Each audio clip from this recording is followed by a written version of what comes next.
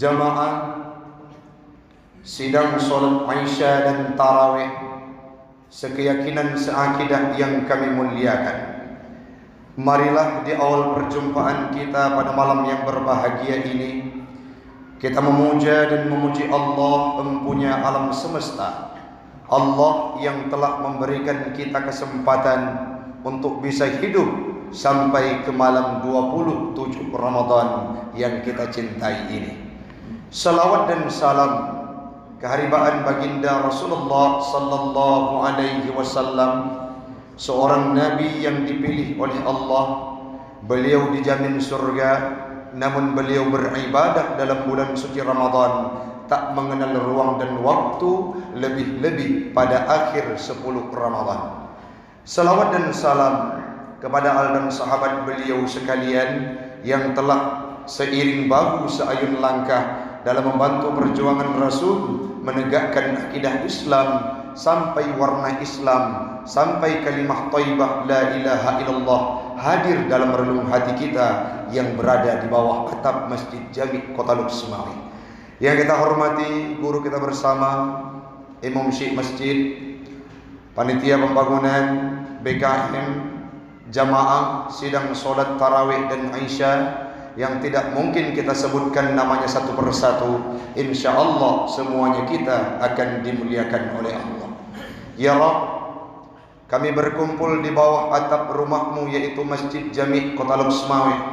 Seperti malam ini kami bersatu, kumpulkan kami kelak di yaumil qiyamah dalam syurgamu, Jannatul Firdaus, Jannatul Ma'wa, bersama baginda Rasul Nabi Muhammad sallallahu alaihi wasallam. Amin.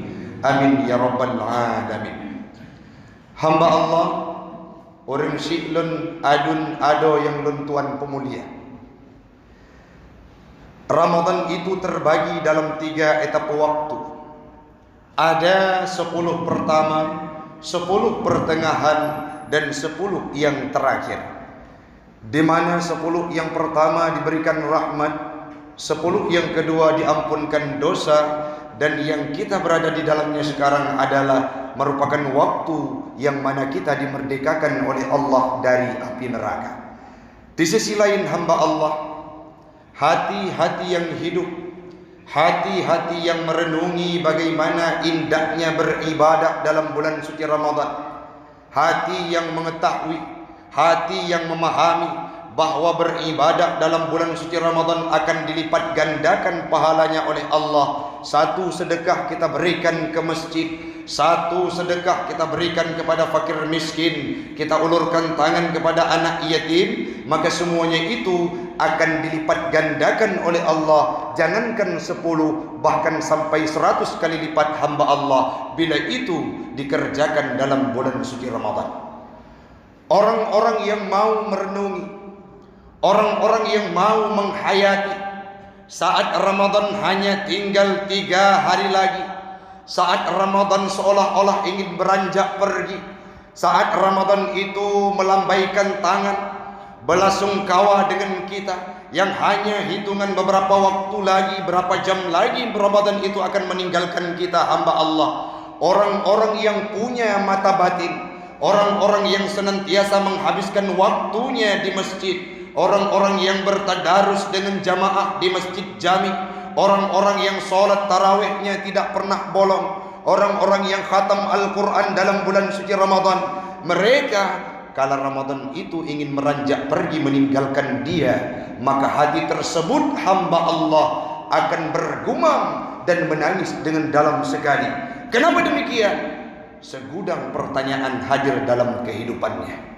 Ya Rabb, malam ini Engkau masih memberikan saya kesempatan untuk bisa hidup dan sholat tarawih di Masjid Jami'.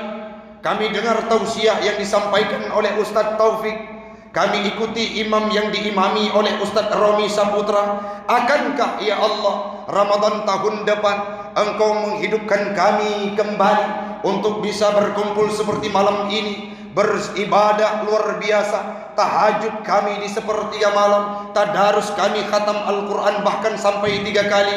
Kalau itu terjadi, kita tidak diberikan kesempatan dalam kehidupan di Ramadan yang akan datang, maka sia-sia, maka sangatlah menyesal dan pilu hati kita hamba Allah. Intinya, orang-orang yang mau merenungi indahnya Ramadan, orang-orang yang mu'allaqun hatinya berkaitan mengikat hati dengan ibadah dalam bulan suci Ramadan, wadai Ramadan hanya tersisa tidak sampai 1 minggu, dia akan menangis terhadap kepergian Ramadan. Nabi saja hamba Allah, kalau ditanyakan oleh Aisyah, "Ya Rasulullah, kenapa engkau beribadah tidak pernah mengenal ruang dan waktu? Lebih-lebih dalam bulan suci Ramadan, Nabi meninggalkan lelap tidurnya untuk beriktikaf di masjid di akhir Ramadan. Beliau lantunkan doa yang senantiasa beliau lantunkan kepada Allah adalah innaka afuwun karimun." Rasul senantiasa meminta doa dan kemaafan dari Allah Subhanahu wa taala. Pertanyaannya dari kita hamba Allah, apakah Rasul itu orang yang tidak maksum? Apakah Rasul itu adalah orang yang tidak dipelihara oleh Allah? Apakah Rasul itu adalah orang yang melakukan dosa yang menggunung? Tidak. Tetapi beliau beribadah luar biasa dalam bulan suci Ramadan. Sapugah Nabi hana jaminan surga, sedangkan umat yang lain, al-imra'ah badaratni, ada seorang perempuan yang ingin mendahuluiku masuk surga, kata Rasul. Artinya Rasul sudah mendapatkan legalitas dan beliau dijamin surga. Tetapi ibadahnya menjelang akhir Ramadan tidak pernah mengenal ruang dan waktu. Jarang Nabi ba ujung Ramadan kepu tujuan untuk nemita Lailatul Qadar, iktikaf di masjid, mengucapkan zikir, solat qiyamul lail. Beliau lakukan ibadah di akhir-akhir Ramadan. 10 terakhir tidak didapati Rasul berdiam diri di rumah, melainkan menghabiskan waktunya untuk beribadah di masjid. Bahkan dalam sebuah dialek, pada gedanya oleh Aisyah, "Ya Rasulullah, wahai kekasihku, pakan le dron ibadah lagi seolah-olah dron akan dipetamong dalam neraka di Allah. Kenapa engkau beribadah seolah-olah engkau melakukan dosa yang menggunung, dosa yang menumpuk, dosa yang senantiasa engkau lakukan dalam kehidupan?" Rasul menjawab, "Hamba Allah, aku diberikan kelebihan oleh Allah luar biasa. Karena kelebihan tersebut, rasanya aku ingin bersyukur kepada Allah. Bagaimana caranya? Dengan beribadah kepada Rabbku." Artinya Nabi beribadah bukan hanya karena menuntut diberikan surga oleh Allah. Nabi beribadah bukan karena takut beliau akan dimasukkan dalam neraka, tapi Nabi beribadah untuk bersyukur kepada Allah. Fadhkuruni azkurkum washkuruli wala takfurun. Ingatlah aku akan mengingatmu, kata Allah. Bersyukurlah kepadaku dan aku akan, jangan termasuk engkau dalam kategori orang-orang yang kufur. Kiban cara termasuk orang yang kufur, kiban termasuk orang yang syukur tengkuk. Syukur itu menempatkan semua kelebihan yang diberikan oleh Allah di jalannya Allah. Contoh, gejuk tubuh mantang tegak, menyo tak tinggalkan rumah, tajak masjid, kita masih mampu, maka lakukan hal tersebut. Tinggalkan kemewahan saat ujung-ujung Ramadan itu. Kiban pemandangan urang Si'lut. Pernah suatu video ataupun cuplikan di-share oleh BKM Masjid Jami. Ada seseorang yang merangkak untuk beribadah solat jamaah ke masjid dalam kondisi beliau tidak sempurna. Mereka saja, beliau saja yang diberikan kekurangan oleh Allah, tapi mampu merangkak untuk solat berjamaah di masjid. Kenapa kita malam ini?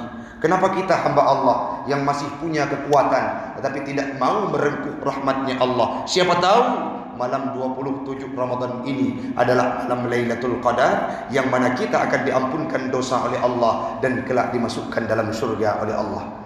Hamba Allah orang Si'lun, semoga usai Ramadan nantinya titel muttaqin yang dukun oleh Allah jauh-jauh hari dulunya betatume sandang legedanyo selaku hamba yang muttaqin, orang yang pedang tarawih, dan sabuh pesan dari kakanda ulun tua, di mana Abu Mustafa pernah berkata almarhum, kita semai benak tacok ija cukup god bek sampai kain tersebut saat menjelang Ramadan itu akhir tacok genting takoh kain gunung yang kali katanya selam yang jauh-jauh hari sebelumnya. Artinya ibadah kita dari pertama Ramadan kita beribadah luar biasa. Malam ini sudah 27 Ramadan, kita tidak menjaga pahala tersebut, maka akan hilang sirna diterpa oleh masa. Maka mari hamba Allah, untuk malam akan ada zikir muhasabah yang insya Allah diberikan kesempatan kepada kami untuk memimpinnya. Mari kita merengkuh rahmat Allah, kita beriktikaf di masjid sampai sahur itu datang. Insya Allah kalau itu kita lakukan bersama, kita berderai air mata, kita bayangkan bagaimana dosa yang pernah kita laksanakan, kita lakukan setahun yang lalu. Ya Allah, saya adalah orang yang melakukan maksiat. Setahun yang lalu saya alpa terhadap perintahmu. Setahun yang lalu saya bergelimang dengan maksiat noda dosa. Malam ini nanti saya akan beriktikaf di masjid. Saya renungi semua dosa sembari diucapkan kalimat istighfar. Insya Allah Allah akan mengampunkan dosa kita dan dijadikan kita sebagai hamba yang muttaqin, akan dimasukkan dalam surga. Amin, amin ya rabbal alamin.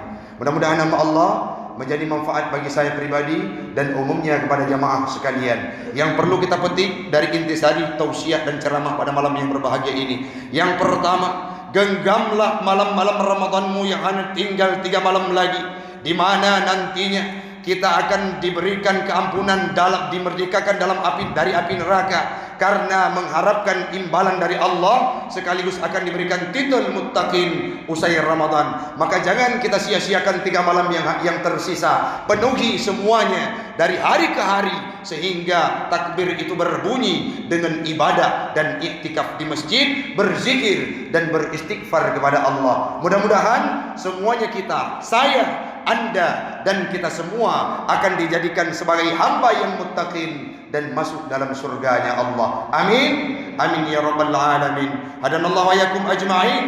Assalamualaikum warahmatullahi wabarakatuh.